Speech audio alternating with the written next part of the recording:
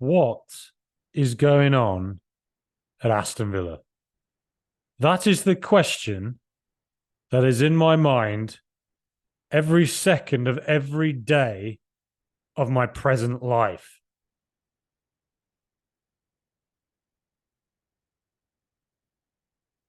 About 6 years ago,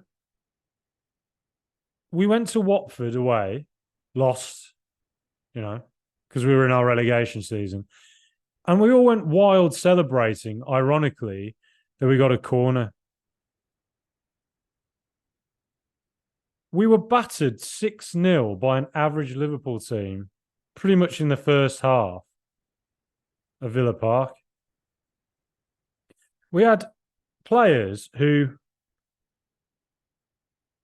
were posting pictures of Lamborghinis or whatever, overpriced garbage car it was that they were driving at the time.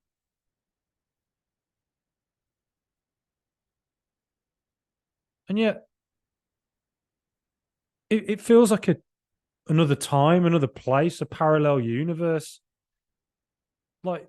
Because just a few years later, after losing, relentlessly in our first season in the Championship, Bruce Ball, barely staying up in the Premier League,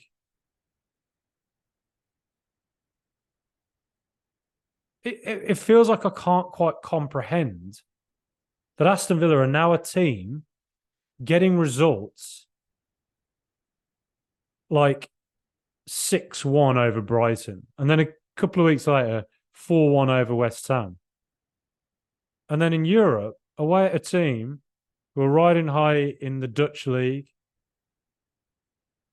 playing really well at home, unbeaten at home, got to the semi-finals of the Conference League last season. Aston Villa travel there, and within about 65 minutes are 4-0 up, and eventually win the game 4-1. It kept at 4-0, it kept showing shots of AZ fans all looking on in just shock, like that 1,000-yard stares of they can't quite believe what they're seeing. And to be quite frank, I was doing the same thing, just looking on in utter amazement at what Aston Villa really truly are now.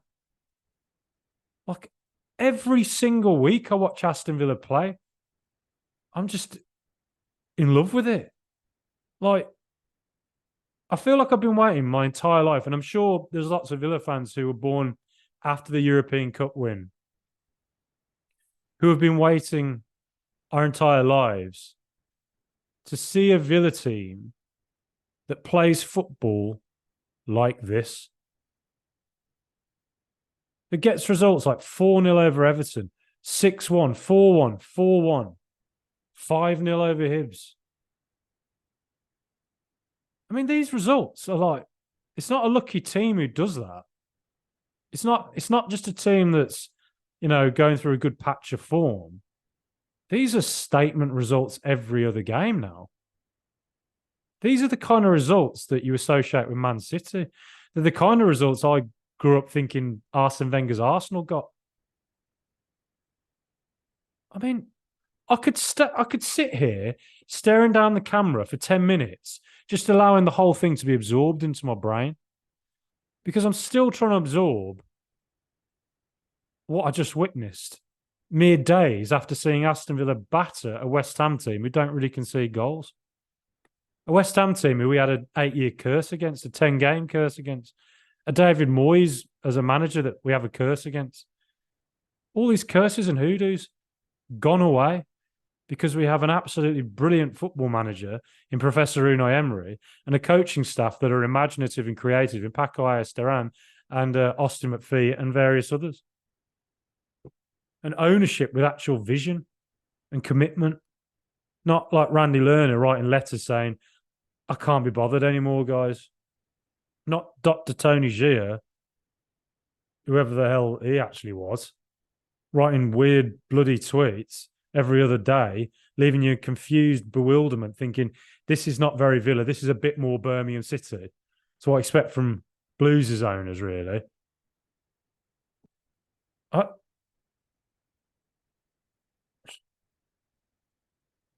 I mean, right. I mean, on the game, first 10 minutes, I thought um, I thought their pressing structure was quite good, actually. I think that they were smart in just letting Martinez stand on the ball forever. And Martinez is the exact shithouse goalkeeper who is willingly going to stand there for 50 minutes on the ball and wait for you to come at him. And if you don't come at him, he'll just stand there. And he can hear the fans booing him. But I feel like that for Emi Martinez is a superpower. I feel like it's where he channels his energy. You know, he's hooked up to his veins. It's, like Ivan Drago getting whatever pumped into him, in Rocky. And, AZ were smart with it, I think, at first. And we couldn't really play out very well because they were good at, cutting out the wide options and leaving our CDM looking quite isolated. So basically the centre-backs would get the ball and we're constantly going back to Emi Martinez. But you could kind of sense that if that pass did make it through, wherein it got to a wide player, did a quick one into, quick triangle into the CDM back to defender and defender straight into the number 10 who's come deep, and then fullbacks bombing on, or the number 10 could turn the other way and find another teammate. You felt that when it got through, AZ didn't really know what to do with it. So, first goal came about from a sort of long ball over the top. Now, I can't remember who it was who played the long ball. It might have been Diego Carlos into Leon Bailey. Leon Bailey made a fantastic run, right? And Bailey screwed it up, right? But he fought hard to get the ball back, won it back from the throw. And then Watkins then also shortly after that won it back. Quick ball in to I think it was Boubacar Kamara and Matty Cash bombing on forwards as that hybrid right back, right winger. Cut out, and Leon Bailey, a minute after making a big mistake and missing a big chance, puts that to the back of his head with a sensational finish. What form he's in. Professor Unai said it after the game against West Ham that Bailey needs to be more consistent. And it's what every Villa fan knows. And it's what I've said ad nauseum on this podcast, is that Leon Bailey can look unplayable. And there've been times, like Man United 3-1 last season, he was 10 out of 10. But there've been games where he's been a 1 out of 10. Games where you're not quite sure whether he's ever going to find that consistency. But this season, ever since the Everton game where he got an assist and a goal, he's just found another gear.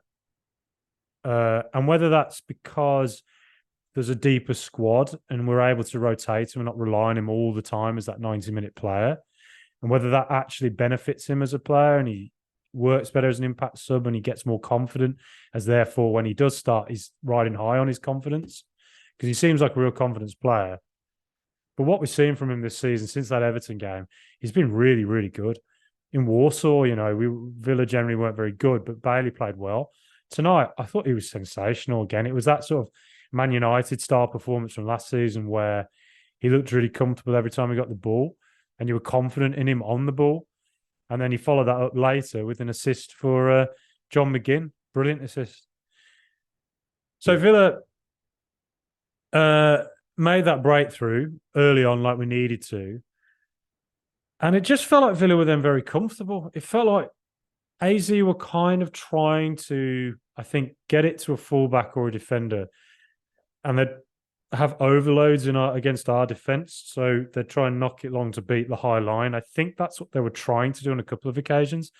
But the high line worked extremely well. The amount of times they were caught offside, their dangerous striker missed a big chance, to be fair. And I think that's an example of where the press was actually quite good. Catching Kamara. I actually think their pressing structure was quite good. It's just that Villa are really excellent. And as I said the other day, do you stick or twist against Aston Villa? Because at the moment, if you try and sit back against us, we rip you apart. And if you try and press us, we play through it. You have to be a sensational team like a Liverpool or a City to really, I think, hurt Villa at the moment.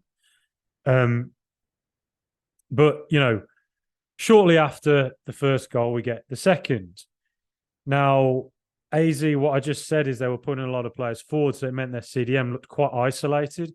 He looked like the loner at the school dance. Me at the prom when I was 17, looking around thinking, why is there no one who wants to dance with me? Because, look, is it because I just talk about Villa all the time? Yeah, I know this music's quite good. Yeah, I know there's other things going on in the world. But Aston Villa, when I was 18, I think it was the David O'Leary era. What would I talk about then? So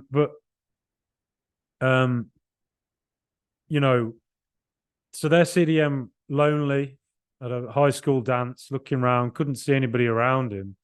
And we got caught because Villa had enough players forward and John McGinn gets it.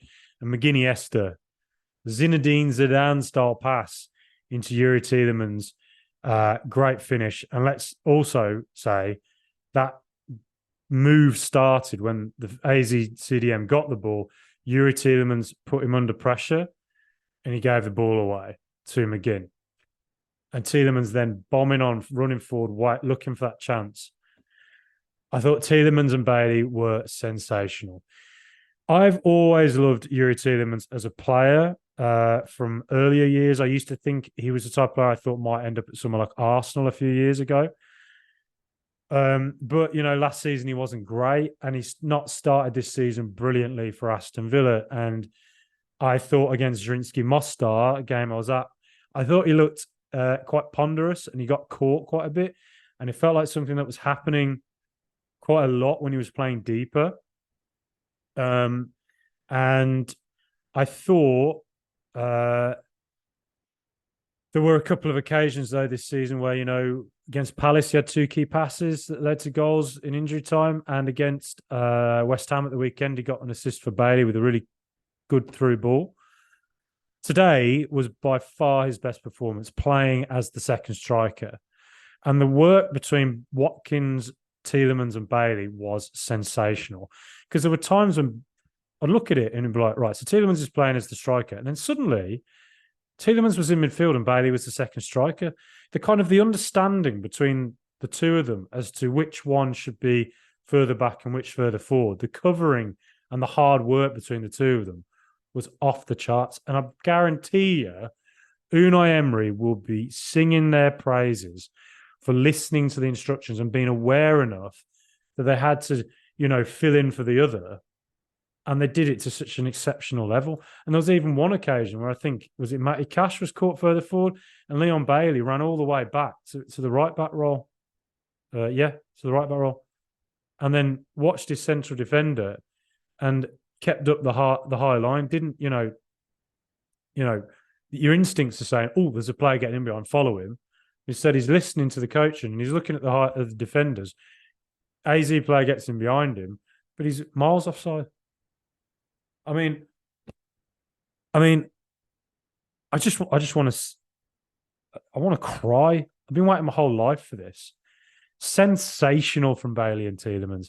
Tielemans needed this performance, and it was a sign that there's life in this player. That last season might have been an aberration, and that maybe these were growing pains.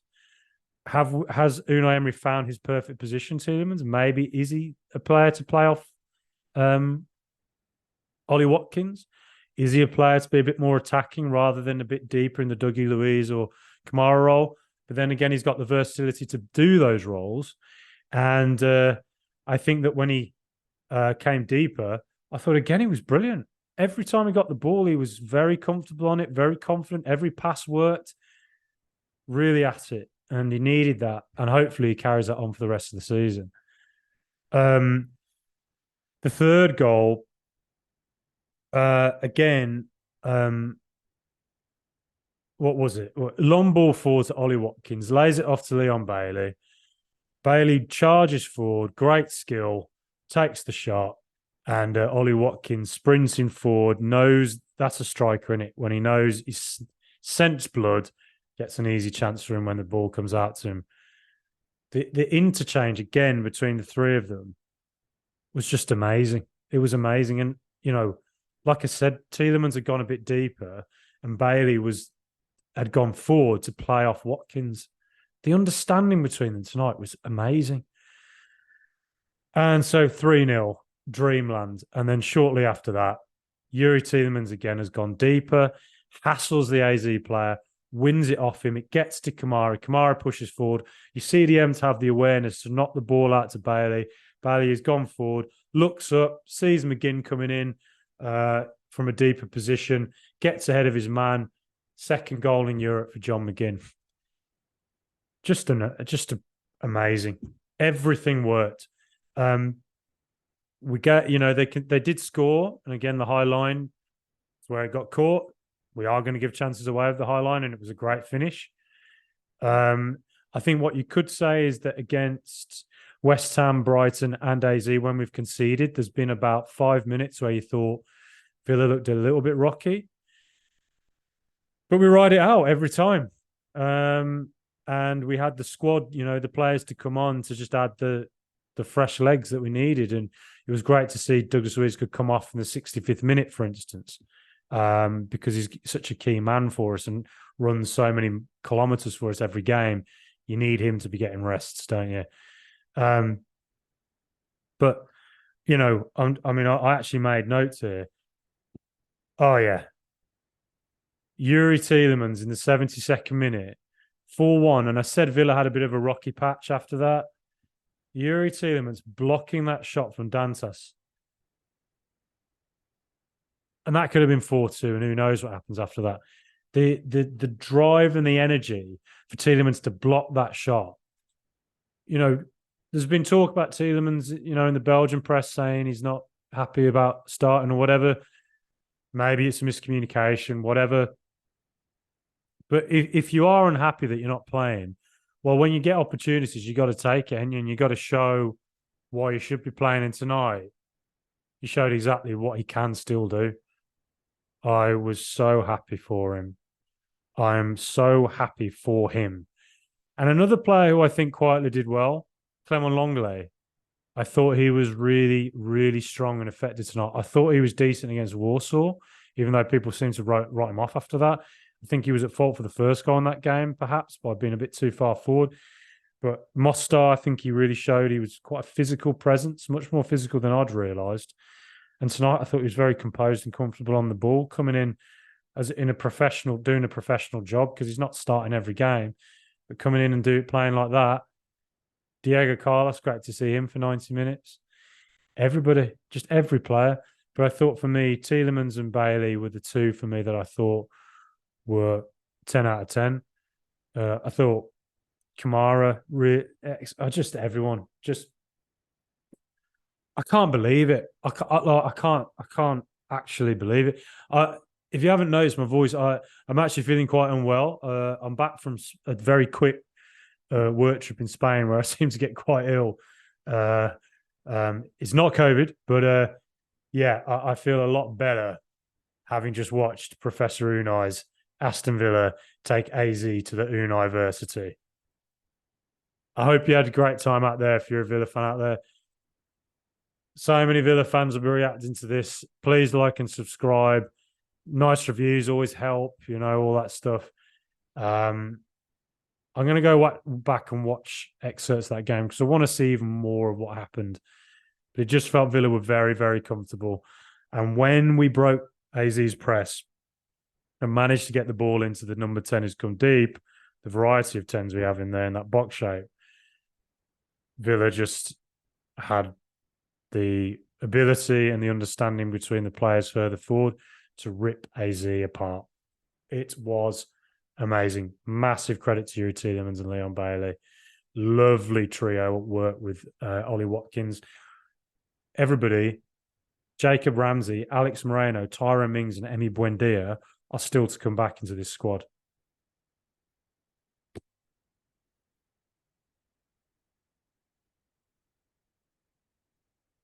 Are we winning the league? Is Pep Guardiola sat there plucking out the hairs he still has left? wondering, sitting in a darkened room, calling Erling Haaland on his phone, looking for reassurance that he'll keep scoring goals. Jack Grealish wondering, can I work a way back to Villa? Declan Rice wondering, should I have gone to... Who knows how long this all lasts, but it's amazing while it does. And you know what? I can't help but feel that it's going to keep carrying on. Luton next. Big game. They're better away from home than people think. Won't be easy. But with the way Villa are playing, would you bet against us? As the late, great Ron Saunders said, would you bet against us? I wouldn't. What a win. What a team. What a fan base. Up the mighty Villa.